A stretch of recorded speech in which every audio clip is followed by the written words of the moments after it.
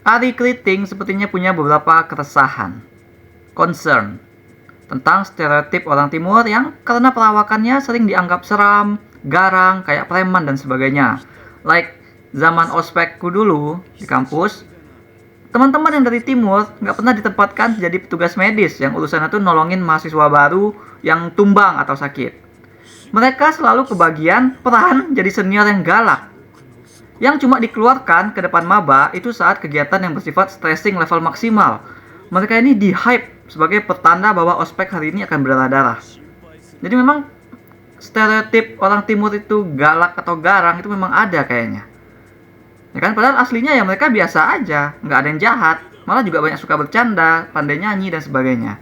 Nah selain itu sebagai seorang bapak, Ari Kriting juga sepertinya punya keresahan yang khusus menghantui para orang tua, yaitu tentang relasi dengan anak-anaknya nanti. Bagaimana nanti jika anak malah malu dengan orang tuanya, bukannya bangga? Bagaimana kalau ternyata kita sebagai orang tua not good enough buat anak-anak kita? Nah, keresahan-keresahan itulah yang sepertinya digodok menjadi cerita oleh Ari Kriting dalam drama komedi Kakak Bos, anak keduanya di layar lebar.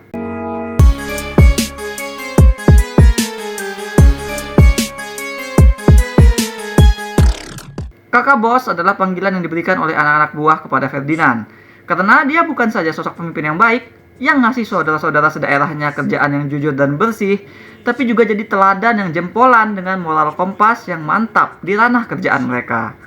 Jadi sebagai agent security, kakak bos dan bawahannya memang ngehandle kerjaan yang menyerempet dunia baku hantam. Mereka harus provide tenaga, diantaranya buat jadi bouncer, bodyguard, ataupun jadi debt collector. Nah, perawakan sepertinya memang jadi modal lahiriah mereka di bidang kerjaan ini. Tapi karena kerjaan itu juga lah, banyak orang yang menganggap kakak bos dan teman-temannya sebagai preman, sebagai gangster, tukang pukul, tukang palak. Anak kakak bos, si Angel yang masih SMA, bahkan malu sama bapaknya. Kakak bos yang tiap hari mengantar ke sekolah tidak diperbolehkan turun dari mobil. Nanti teman-teman pada takut, alasan putri sematawayangnya tersebut. Sekarang kakak bos percaya satu-satunya cara supaya Angel bangga sama dirinya adalah dengan dia nyari kerjaan baru. Dia mutusin buat jadi penyanyi, bikin album, nampil di acara sekolah Angel. Masalahnya, untuk urusan dunia tarik suara, kakak bos tidak punya modal lahiriah. Seorang ayah yang cuma pengen bikin anaknya bangga, tapi anaknya malu sama pekerjaan dirinya. Itu premis drama yang jadi hati film ini. Membuatku teringat sama film Jepang tentang drama pegulat, My Dad is a Heel Wrestler, tahun 2019 filmnya. Di film itu dibahas gimana seorang anak SD yang merasa malu karena ayahnya tuh bukan pegulat champion gitu, melainkan justru antagonis. Ya kan? Ayahnya itu topeng kecoa yang licik, curang, penakut. Pokoknya nggak heroik. Tidak bisa dia banggakan kepada teman-teman sekelas. Haru deh ketika kita melihat sikap anaknya tersebut kontras dari perjuangan ayahnya yang genuine untuk bikin dia bangga gitu. Karena kan menjadi orang jahat dan dibenci penonton itulah yang jadi kerjaan si ayah. Dia harus melakukan yang terbaik sebagai seorang pecundang di atas ring. Nah, Angel dan Ferdinand pada film Kakak Bos ini punya dinamika yang serupa. Kita juga akan dibikin haru karena kita tahu Kakak Bos bukan preman. Dia justru sangat cakap dan jujur dalam kerjaannya. Dia orang baik. Hanya saja yang memang kerjaannya itu saja yang menuntutnya harus tegas. Perawakannya saja yang bikin dia tampak galak. Nada bicaranya saja yang bikin dia kayak ngajak berantem terus gitu. Godfred Orindeot dan Glory Hillery sebagai Kakak Bos dan Angel tampak genuine dan play off their on-screen dynamic very well. Sehingga kita tersedot untuk peduli sama mereka. Kita ikut merasakan daunnya Kakak Bos ketika dia merasa gagal dan mati langkah. Ketika dia sadar dia nggak bisa nyanyi. Kita pengen dia berhasil padahal kan untuk bikin bangga Angel. Tapi kita juga dibuat mengerti sama tuntutan Angel dan kita pengen dia tuh tahu gimana kerjaan ayahnya yang sebenarnya. Nah, film menggali sudut pandang Angel dengan cukup maksimal yang mengarah kepada penyadaran dirinya. Dan yang aku suka dari perspektif Angel ini adalah bahwa film ngasih lihat kepada dia bahwa buah itu jatuh nggak jauh dari pohon gitu. Angel punya bakat ngebos juga yang sama dengan ayahnya. Kayaknya memang sudah lumrah bagi anak-anak untuk merasa malu dengan orang tua mereka. Akan ada satu masa ketika anak menganggap apapun yang dilakukan oleh orang tuanya sebagai hal yang memalukan. Bahkan diajak ngobrol sama ayah atau ibu di public place aja tuh bisa bikin anak-anak tuh malu gitu, bisa jadi hal yang memalukan bagi mereka. Itu penyebabnya apalagi kalau bukan adalah hal yang lumrah juga bagi orang tua untuk masa dirinya harus jadi panutan dan jadi kebanggaan bagi anak mereka. Sehingga orang tua sering memaksa diri mereka tuh untuk melakukan itu gitu. ngerasa harus perlu membuktikannya sepanjang waktu. Itulah yang akhirnya membuat interaksi antara anak dan orang tua jadi awkward, ya kan? Membuat orang tua itu tampak memalukan bagi anak-anak. Sayangnya, kakak bos kurang maksimal dalam pengembangan perspektif karakter titularnya. Karakter kakak bos dibuat harus mengalah sama satu premis lagi yang dipunya oleh cerita, yaitu premis komedi. Dan film di pertengahan memang jadi condong mengeksplorasi ini saja. Orang yang pengen jadi penyanyi tapi nggak sadar suaranya jelek. Dan premis komedi ini ditimpakannya kepada karakter yang lain, yaitu si produser musik yang diperankan oleh Ernest Prakasa yang dimintai tolong mengorbitkan kakak bos sebagai penyanyi. Bagaimana memberitahu seseorang bahwa dia not good at something, apalagi kalau si orang itu menakutkan dan punya kemampuan untuk menggampar kita habis-habisan. Nah, di pertengahan film fokusnya ke sini gitu, ke premis itu.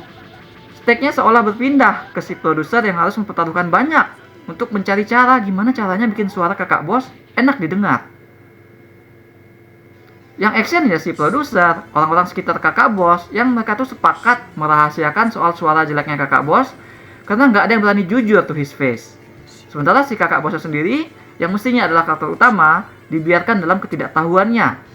Ditreat semacam bom waktu lucu yang bisa meledak marah kalau produser gagal bikinin album atau mereka ketahuan bohong bilang suaranya bagus.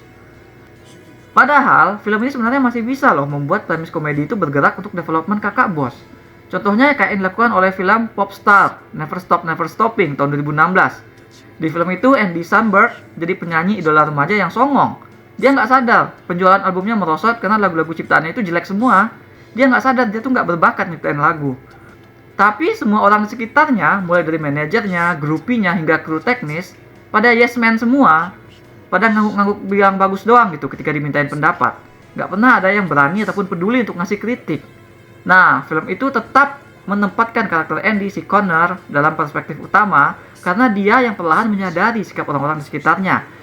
Dan ini leads ke dia menyadari kesalahan-kesalahan dia dalam bersikap selama ini, sehingga membuat orang-orang di sekitarnya ya jadi fake dan gak berani jujur padanya. Development dia tuh menjadi lebih baik itu ada pada cerita. Sedangkan pada kakak bos, hampir tidak ada ruang dan waktu untuk si kakak bos punya development, karena kan perspektifnya dipindah. Dan si kakak bos ini sendiri sudah sedemikian baik dan mulia against his stereotypes dari awal. Hanya putrinya saja yang belum menyadari betapa baiknya sang ayah. Memang saat nonton aku ngerasa aneh sama naskahnya. Kirain kakak bos itu mau ganti kerjaan dan milih jadi penyanyi itu cuma sekuen langkah awal doang gitu. Kirain habis itu kan dia gagal, terus dia nyoba kerjaan lain tapi gagal juga. Diulang until he realize kerjaannya tuh bukan kerjaannya sebenarnya perlu dia ganti gitu. Tapi ternyata film memang stay dipindah kerjaan jadi penyanyi aja gitu. Ini membuatku kembali menengok ke film My Dad is a Heel Wrestler tadi untuk membandingkan bagaimana kedua film ini mencapai resolusi anaknya jadi bangga terhadap ayahnya, no matter apapun kerjaannya. Nah, film tersebut berakhir dengan si anak nonton pertandingan ayahnya, dan untuk nunjukin si anak ini sudah bangga dan mengerti sama kerjaan si ayah, si anak berdiri dari tempat duduk dan ikut mencaci maki ayahnya yang lagi bertanding curang di atas ring. Temannya si anak sampai nanya, kenapa kau memaki ayahmu seperti itu?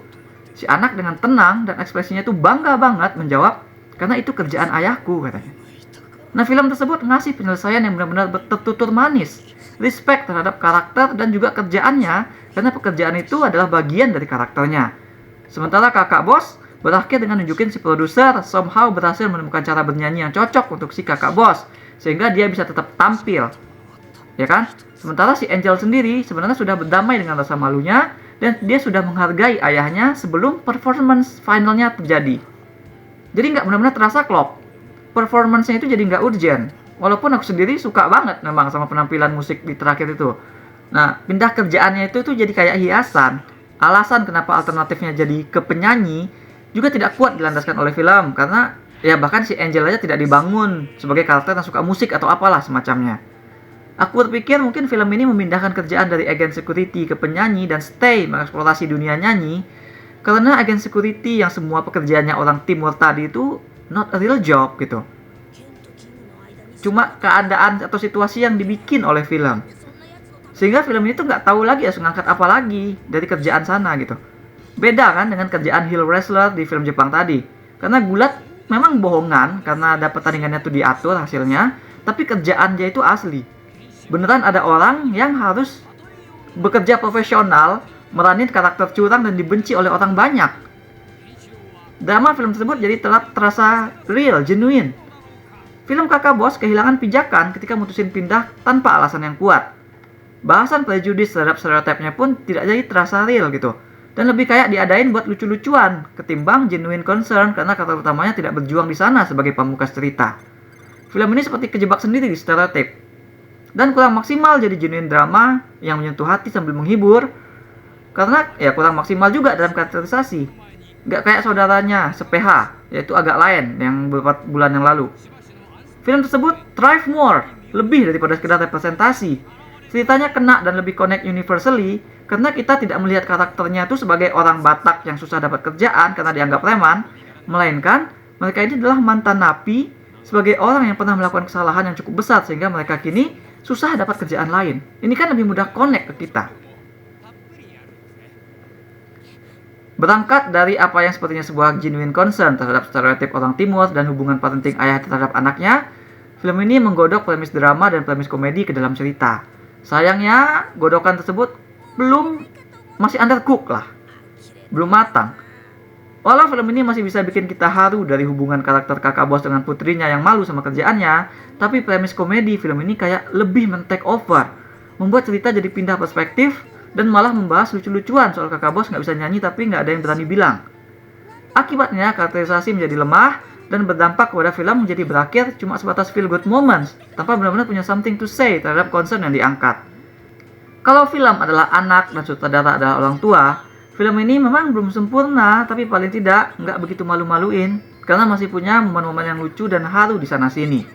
Aku berikan 5,5 dari 10 bintang emas untuk Kakak Bos. That's all we have for now. Ada nggak sih kelakuan ortu yang pernah bikin kalian malu? Silahkan share di comments. Jangan lupa like dan subscribe supaya ketinggalan review-review dan playthrough lain. Kunjungi mydershit.com untuk review yang lebih detail. Atau kalian bisa kunjungi store mydershit di ciptoloka.com. Ada banyak kaos dan pernak-pernik custom yang unik. Mulai dari film, musik, game, hingga wrestling. Thanks for watching. Remember in life, there are winners and there are losers.